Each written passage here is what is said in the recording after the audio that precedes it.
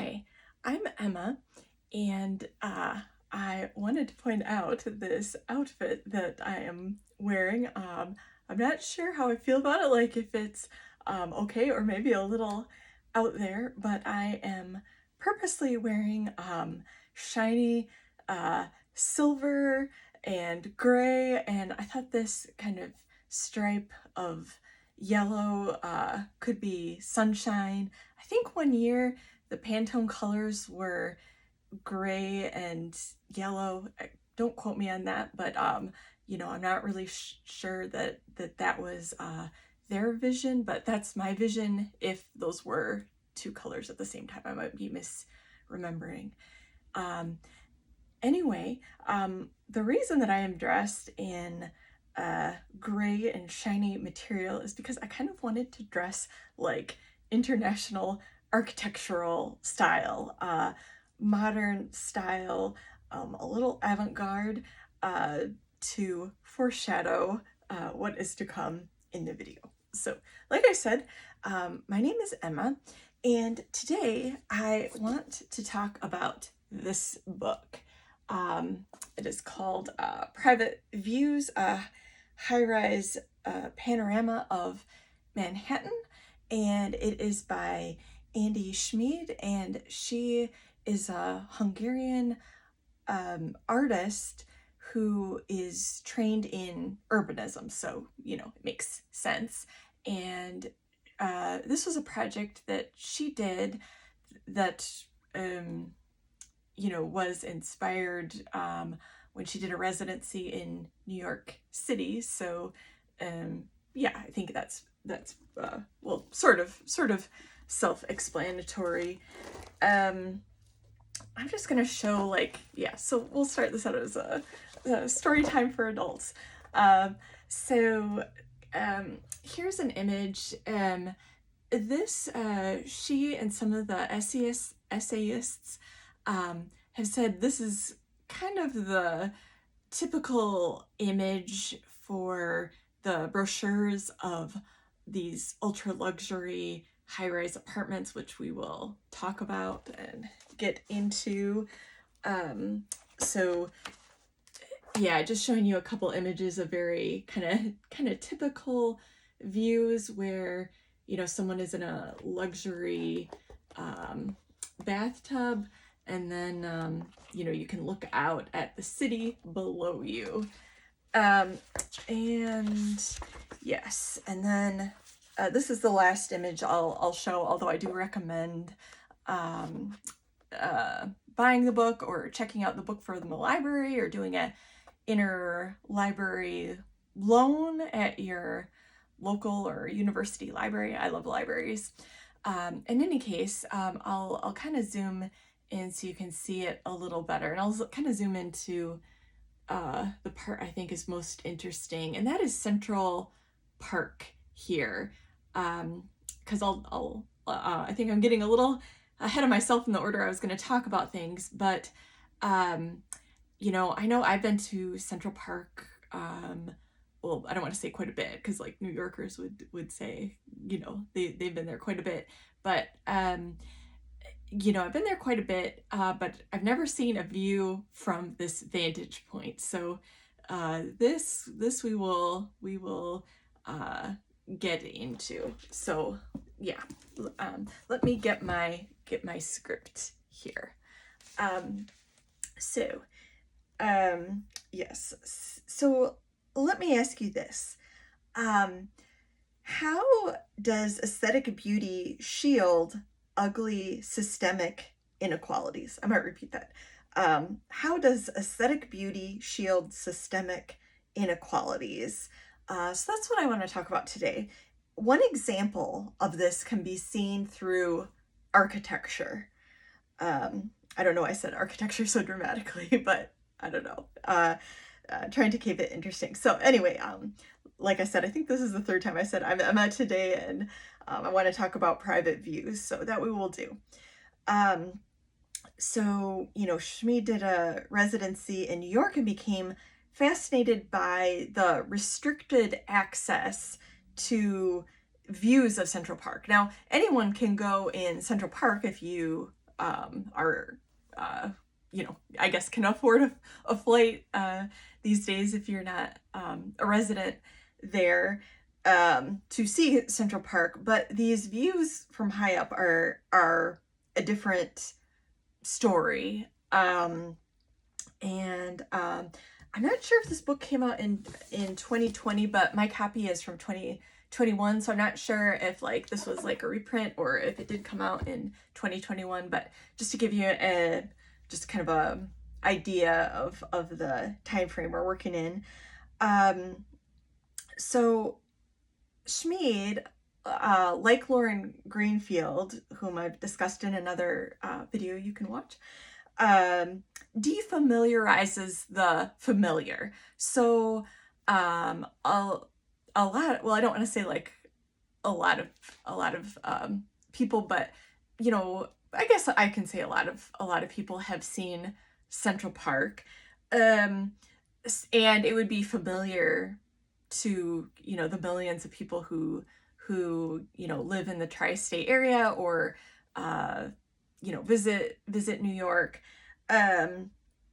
But these views, maybe I'll just show it one more time, are, it's, you've seen Central Park so many times, but not from that vantage point. So it just, instead of just being like, oh yeah, Central Park, it just kind of sparks in you something different, because it's a different way of looking at it. But it's also questioning, how are we seeing these vantage points? So if something is shot from the ground, we're thinking of that as kind of default position, because that's where we usually see Central Park from.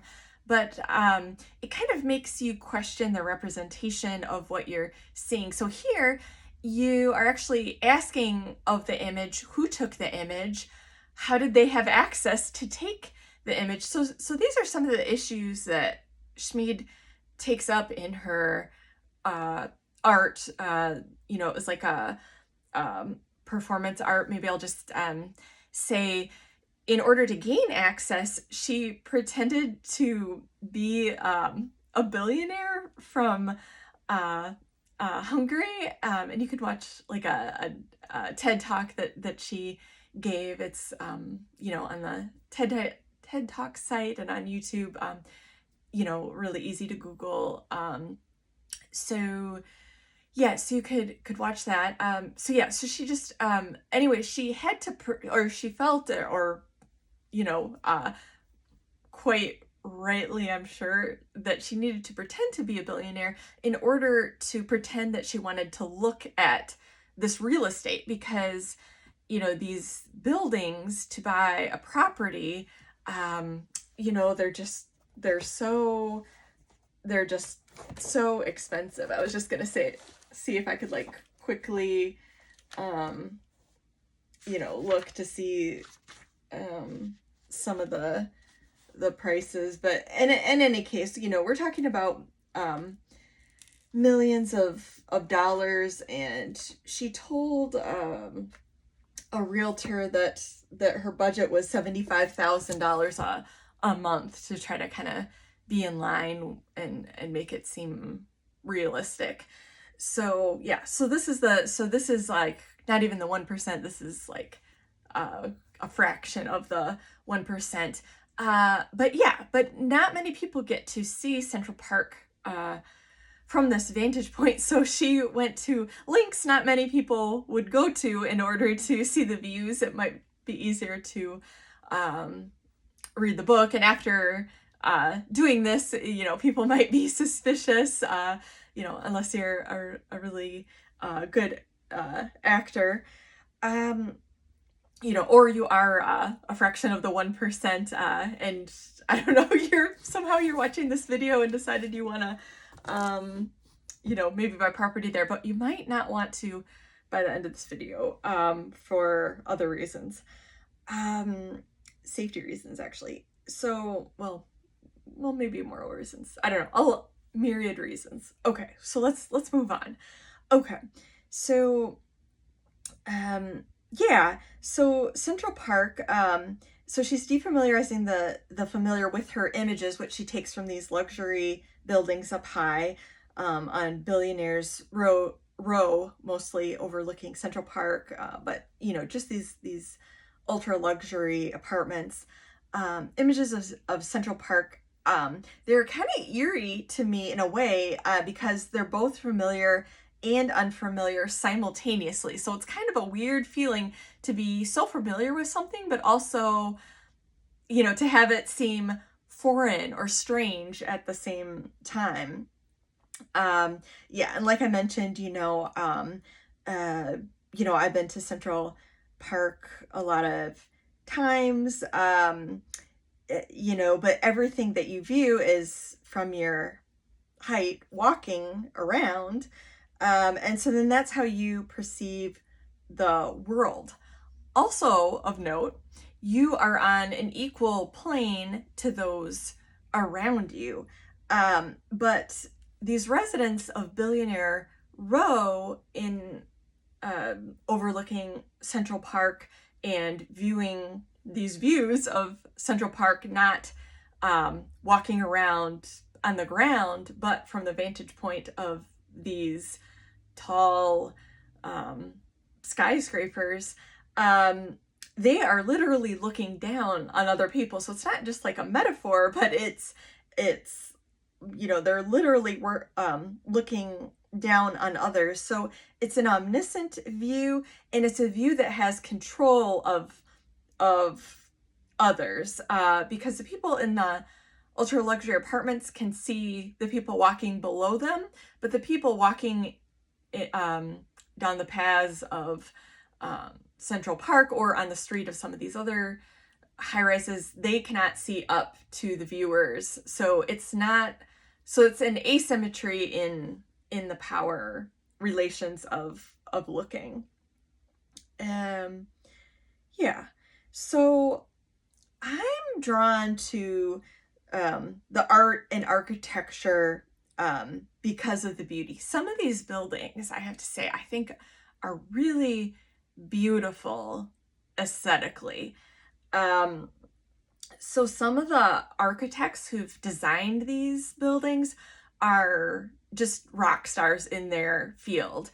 And also they're not, and also like there are some sculptures that are kind of public. Anyone walking down the street could see them, but they're like these sculptures at the base of some of these buildings too, just made by some of the art stars, that you would see like at art Basel or things like that.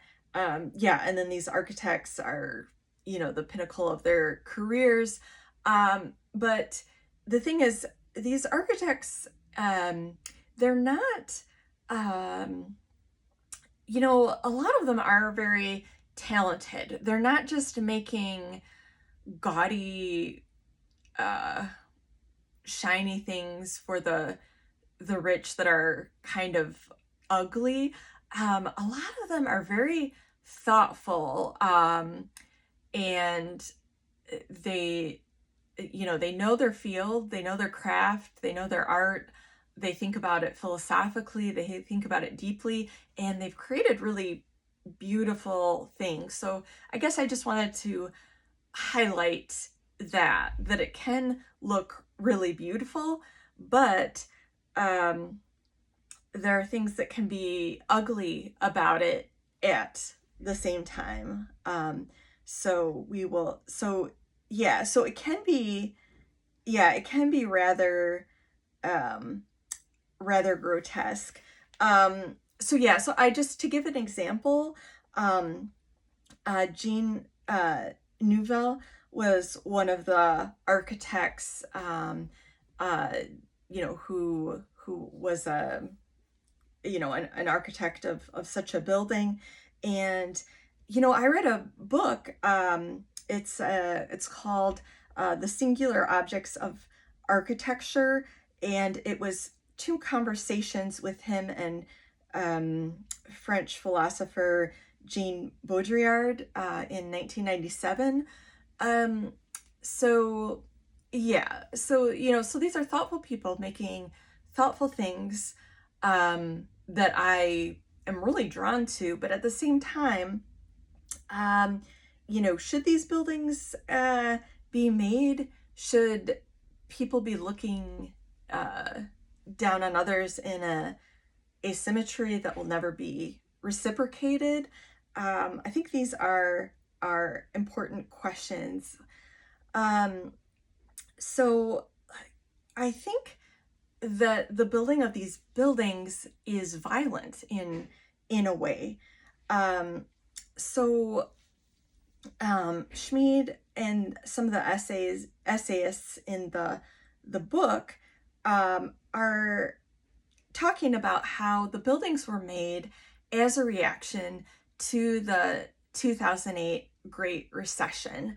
The stock market, crashed in 2007, and a lot of rich people felt like the stock market wasn't a safe vehicle for their investments. So they wanted to invest instead in real estate. So they wanted really expensive real estate that was deemed safe to put their money in. So these buildings weren't created to make homes for people to live in because they didn't have a habitat or something like this. They were created to store excess wealth. So, just a second.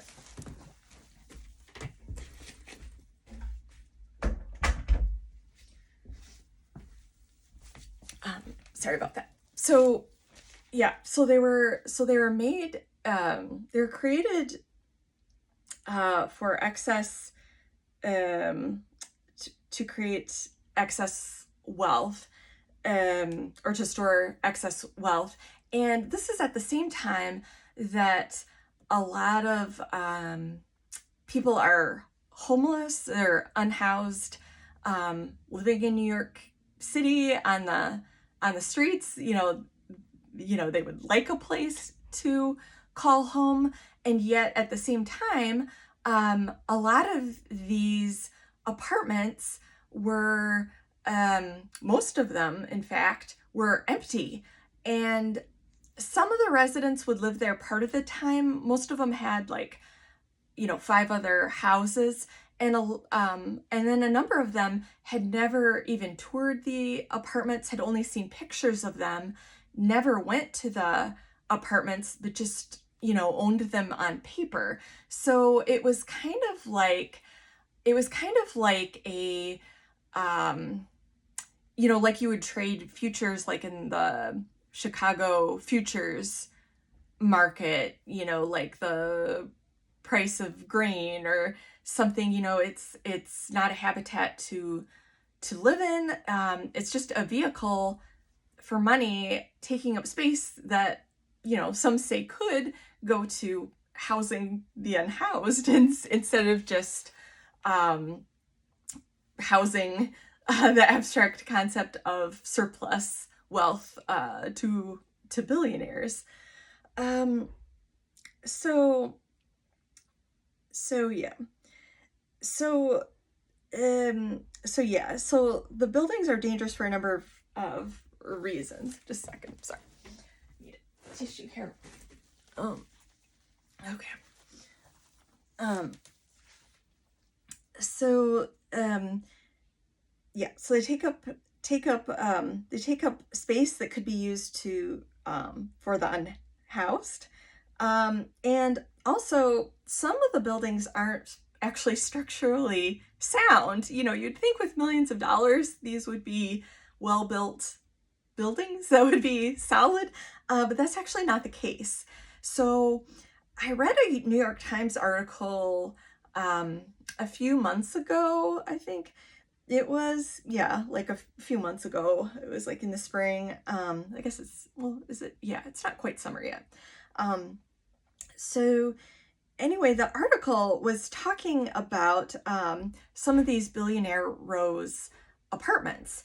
They were saying that, what do I want to say? That, oh yes, so the developers wanted the exterior of the building to be white, but those who were creating it, who knew about creating a structurally sound piece of architecture, said, well, I think, this is going to need to be a dark gray because we're going to need to mix in with the materials things to make the building structurally sound.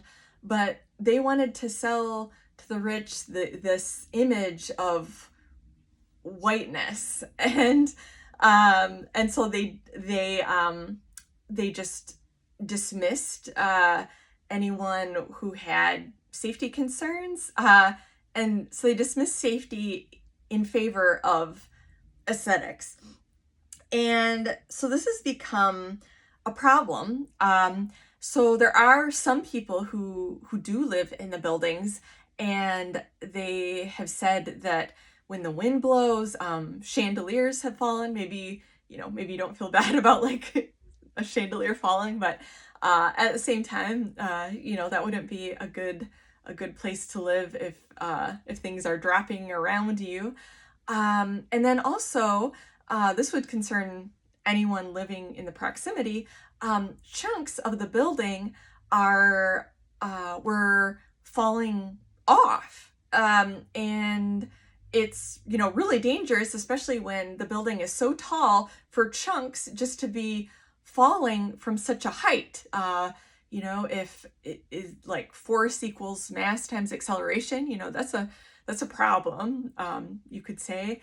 So so it's dangerous for pedestrians. Also, if you're living in the house, you don't want your house to be crumbling while you're living in it. So some of the residents have sued, and it's, I guess, still a thing, and they're repairing some of it. So I don't know. Yeah, not the best decisions. But yeah, so we'll just set that aside. But what I wanted to say is that this reminds me of the 1995 book, White Walls, Designer Dresses, The Fashioning of Modern Architecture by Mark Wigley, published by MIT Press. So another book you can check out if you're interested. So anyway, this is, I guess this is the payoff of the fashion and architecture coming together, because he talks about architectural design being related to fashion design and white as a color of modernism. But do we need to have white if it as a symbol, if everything's gonna crumble? I don't know about that. Another thing that I want to say about whiteness and architecture is that it also reminds me of the 2014 book, White City, Black City, Architecture and War in Tel Aviv and Jaffa, by the Israeli architect Sharon Rotbard. And he argues that Israel built white buildings that weren't really white, but they said they were white, and in pictures of them they would kind of alter the images to make them look a little more white.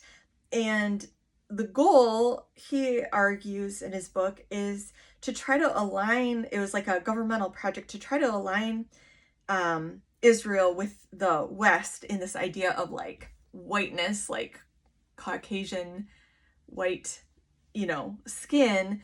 And so it was kind of using architecture as a power move by trying to align oneself with Europe and the United States, even if you're located in the Middle East. So kind of trying to transcend geography kind of with this imagery. I'll also say, Israel isn't the only one to do this. I know that Egypt also, tries to align itself with whiteness, and I think there's myriad examples. These are just two that I am, serendipitously aware of. But yeah, I think it's all very interesting. And, I think it's important to realize what's going on, so that we can make safe architecture, or we can make architecture that actually houses people. So many reasons that I'm not even, stating. So anyway, my point of this is to say that it's ridiculous to endanger lives in the name of aesthetics. So I can't remember like when this study came out, but there was like a peer-reviewed scientific study on fast fashion. I think I heard it on NPR. I can't remember where, but I think so. And anyway, it said that people are against slave labor unless the shoes are cute, which is kind of sad, but also kind of funny. I mean, it's not funny, but just, if you have a dark sense of humor like I do, it's kind of funny. So I'll contend that the same, or I would like to argue that, there's not any studies on this that I am aware of, but I would contend that the same is true for buildings or any other object. So, let's, try to be cognizant of this peer-reviewed study about, the shoes being cute, and then, slave labor, we can't let the aesthetics blind us to, dark things that are happening. Like, we don't, we want to enjoy beauty, but at the same time, if it's serving a purpose such as,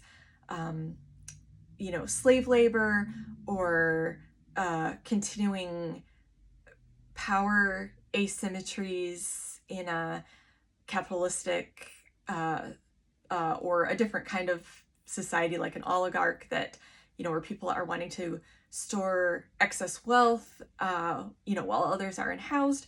It's just important to not be seduced by the aesthetics, which can be very easy for all of us, myself included. So in conclusion, I think it's worth interrogating what we're drawn to, and then looking critically at it and asking questions. And I think that we can trust our guts on things, but not our first impression. So trust your gut, but not your first impression of things. Just a reminder to dig deeper. Whether it's aesthetics obscuring something dark, or whatever it is. So anyway, I hope that you found this video interesting. Maybe add to your reading list. Like, share, and subscribe if you are interested. And thank you for your time, and I will see you next time. So thank you.